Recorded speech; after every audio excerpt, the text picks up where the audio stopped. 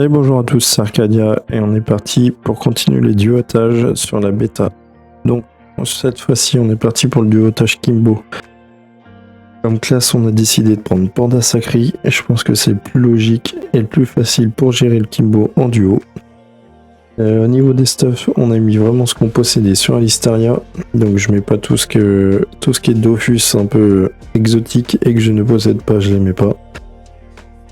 Et donc stuff basique, j'ai juste remplacé le Kralano par un Gelano PPM.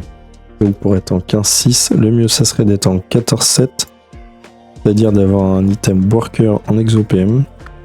Sauf que sur le serveur officiel je l'ai pas, donc j'ai préféré faire comme sans investissement et tester comme ça.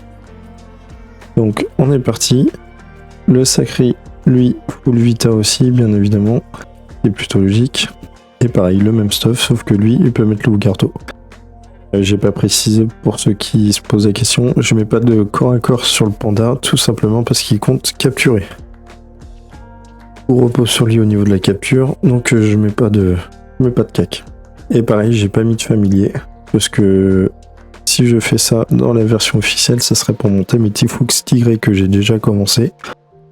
Mais il me manque pas mal de donjons à faire, j'en ai certains qui sont à 40, 50 et j'en ai d'autres qui sont carrément à 0, qui sont pas du tout montés. Donc le but du duotage c'est de stocker un maximum de captures, donc c'est-à-dire 4 captures par donjon, et de monter le plus rapidement possible mes Tifux Tigré en arène. Plus on a de Kimbo à taper en arène, plus on aura de chances d'aller plus vite pour les Tifux. Donc voilà, rien de bien particulier. C'est un farm que je souhaite faire aussi sur la version officielle, donc on est parti. Alors on peut placer directement mes persos ici, c'est pas gênant. Ce qui est gênant c'est que le Kimbo soit là, je préfère quand il est au fond, ça évite de prendre des gros dégâts dès le début. Mais c'est pas grave. Du coup T1, ce qui est le plus important, c'est de stab avec le panda. Ce qu'on va faire c'est qu'on va tout de suite envoyer le Kimbo assez loin. Qui me gêne. Voilà. On va prendre le Kimbo. Voilà, comme ça, il me mettra pas de dégâts en attendant que je clean la map. Avec les packs qui nous restent, on vulné. On porte Sacri. Donc avec la stab, du coup, les cascargots peuvent pas me mettre en glyphe. Donc on se châtie. On peut sacrifier Panda pour éviter de prendre trop de dégâts. Et pour l'instant, je bouge pas du panda pour pas que les bitoufs m'amènent à l'autre bout. Voilà, pour cette situation, ça me gênerait pas. Parce que les cascargots jouent avant les bitoufs. Mais ça m'est déjà arrivé dans une route précédente que le bitouf m'envoie à l'autre bout mon Sacri. Et que le cascargot qui joue après mette mon Sacri dans une glyphe là-bas. Du coup, avec mon panda, j'avais pas assez de PM pour aller sauver mon Sacri. Du coup, j'avais plus qu'à abandonner. Donc c'est pour ça que maintenant j'utilise cette technique. Je sais pas s'il y a une autre solution, mais je trouve que c'est la bonne. Donc vu que j'ai sacrifié, on fait attention parce que le Labrakneur clair, lui, peut me désenvoûter quand il veut.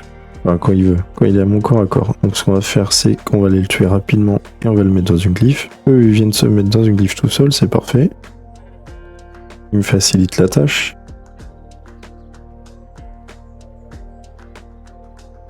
Hop, le cascargot. Pour l'instant, il me gêne. Le bitouf, je vais le mettre là. L'arbre à clair, je vais le mettre là. On va le vulner un peu, parce qu'il a pas mal de vie, mais normalement, ça passe. Il y a des fois, je sais, ça one-shot pas forcément. Donc je prends pas de risque. Et là, on va pouvoir taper, oui, commencer un cascargot du coup.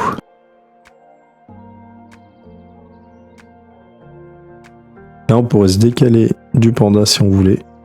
Parce que les cascargots jouent après mon Sacri. Donc quoi qu'il arrive, j'arriverai à décaler mon Sacri. On va pas prendre de risque. On va attendre que la map soit un peu plus clean. Et après, je prendrai ce qu'il faut.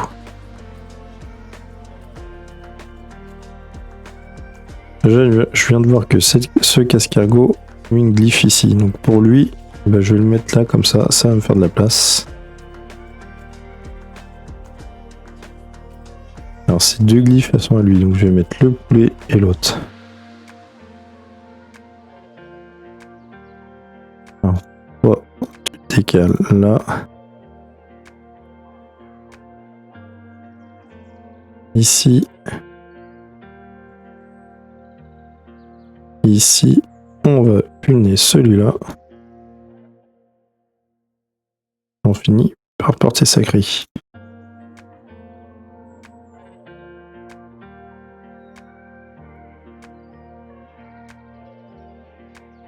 Et là, si je dis pas de bêtises... Ah non, ok, je me suis gouré de glyphes. Bon bah...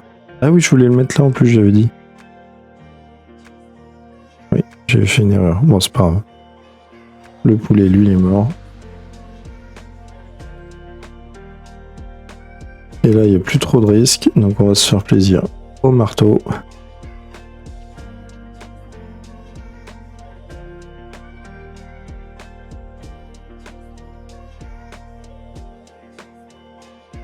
Voilà.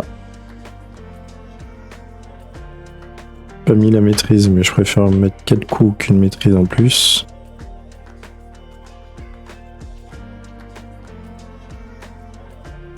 Voilà. Voilà, la map est clean, donc maintenant on va pouvoir s'attaquer au Kimbo.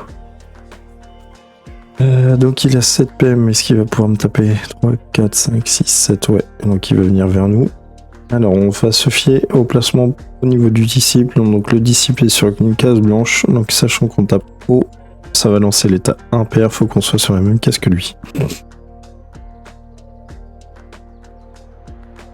Donc là, on va commencer à le vulner.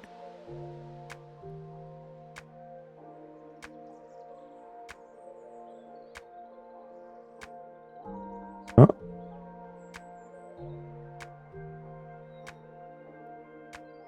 On va le pousser pour pas qu'il me fasse de dégâts pour l'instant. Ça sert à rien de prendre des dégâts gratuits.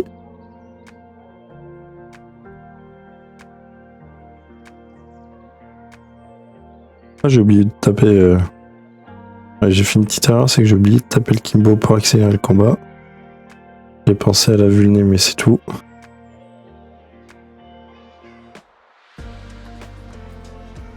Et en plus, la vulner servira plus à rien du coup.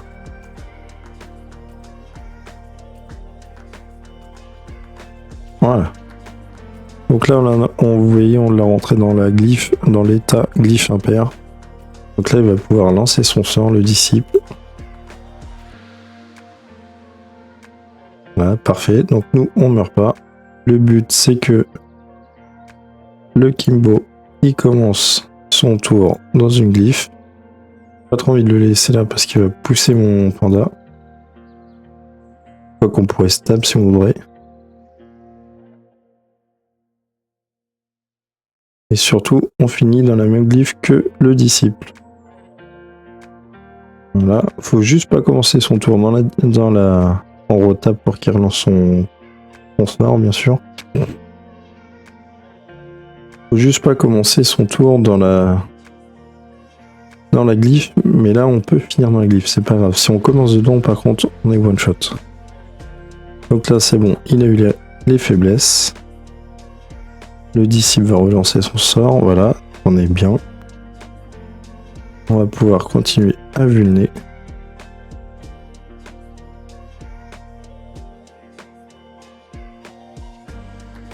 Ok, on finit dans une glyphe blanche. Lui, il commence dans une glyphe blanche, donc on est bien. Et on peut commencer à taper. Et avec les coups de cac qui tapent presque du 2000, on se fait plaisir. On va finir ici, comme ça s'il me pousse contre le mur, j'aurais même pas besoin de me décaler. Il a toujours ses vulnés. Les coups de cac c'est impressionnant, 1400, 1400, 1400 et 2000. Ça fait quoi ça? Ça fait 2000, on va arrondir à 1500. 3500, 5000, 6500. Un petit peu moins parce que c'était pas tout à fait 1500, mais... On continue à vulner. On se replace bien. Bon là on aurait dû lancer la capture, mais c'est pas grave. On se replace bien au cas où que mon Sacri fasse un EC au corps à corps. Voilà, bah on a bien fait. Et sinon le combat était perdu. Après j'aurais pu jouer un peu plus safe et faire des coups de dissaut, mais... Ok, donc là le Sacri, il va commencer son tour au mauvais endroit vu qu'il vient de nous pousser, mais on a le panda, donc c'est bon. On peut le pousser tranquillement. Continue notre petit vulné. On continue à bien se placer, on sait jamais. Et pour le fun, on dit qu'on lance la capture. Bon là j'ai pas le sort, mais du coup... oui bah c'est un sort à 2 paires, donc ça change rien. Là, le Sacri, il est bien. Si on fait des petites dissous, on tape du combien là? Ouais voilà, 1100, on se régène. C'est gratuit.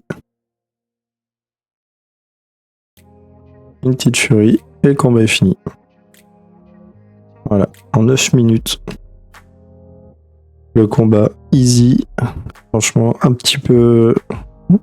Ouais, là j'aurais pu relancer Sacrifice, mais j'ai pas pris le temps de le faire, mais... On voit que j'aurais pu sacrifier mon panda, c'est pareil, j'aurais pu le stab à la fin pour pas prendre de risque. Mais quand vous connaissez un peu le Kimbo, vous savez où vous va vous déplacer à peu près, c'est pas gênant. Donc voilà. Le combat est géré. Je vais pas faire d'autres démos, enfin d'autres stuff, il n'y a pas besoin, là ça sera vraiment les stuff que je possède. Donc on voit que je gère facilement. Donc je pourrais reprendre ce rush là que j'avais arrêté. Et du coup on va pouvoir monter nos petits Tifux tigrés, comme ça on pourra vendre nos 8 No Moon. Ça fait un peu de kama, c'est cool. Et on a déjà 8 No Moon, 8 piqûres. Et ça fera aussi 8 Tifux tigrés, donc ça sert à rien d'en garder autant. On se débarrasse en priorité des No Moon, comme ça on n'aura plus besoin de les nourrir aucun familier. Donc c'est cool. J'aime bien les dévoreurs d'âme pour ça. Et ça fait des petits objectifs, sachant que le Donjon Kimbo, il y a moyen qu'il rapporte un peu de kama avec les captures en capturant certaines salles précédentes. Donc c'est cool. Donc on pourra faire ça. J'espère que la vidéo vous aura plu, que vous avez passé un agréable moment, et à bientôt pour la suite des aventures. Bye bye.